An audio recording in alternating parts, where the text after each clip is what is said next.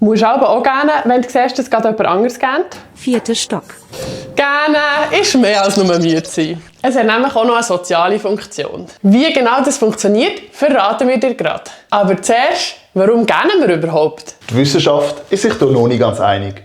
Theorien dazu gibt es aber ein paar. Gähnen soll unserem Hirn mehr Sauerstoff geben, unser Hirn kühlen und Müdigkeit reduzieren. Und weil Gähnen für unsere Gesundheit weder grosse Vorteile noch Nachteile hat, ist das Gähnen wissenschaftlich eben gar nicht so gut erforscht. Worüber man sich aber einig ist, dass Gähnen eine soziale Funktion hat. In ganz frühen Kulturen, wo man sich noch ohne Wort verständigt hat, ist gemeinsame Gähnen ein Zeichen gewesen. Wenn jemand müde war und angefangen hat zu gähnen, dann ist das für die anderen von der Gruppe ein Hinweis gewesen, dass sie jetzt auch schlafen sollen. Wenn unser Gegenüber also gähnt, gähnen wir wahrscheinlich auch. Grund dafür sind sogenannte Spiegelneuronen in unserem Hirn. Die werden nicht nur aktiviert, wenn wir selber etwas machen, sondern auch, wenn wir beobachten, wie jemand anderes etwas macht. Sehen wir also jemand anderes gähnen, dann denkt sich unser Hirn, ja, das könnt ihr jetzt auch noch machen. Das passiert aber nur, wenn wir unserem Gegenüber empathisch sind. Das heisst, für die Person ein Einfühlungsvermögen haben. Je besser wir die Person kennen, desto leichter steckt uns ihr Gähnen an.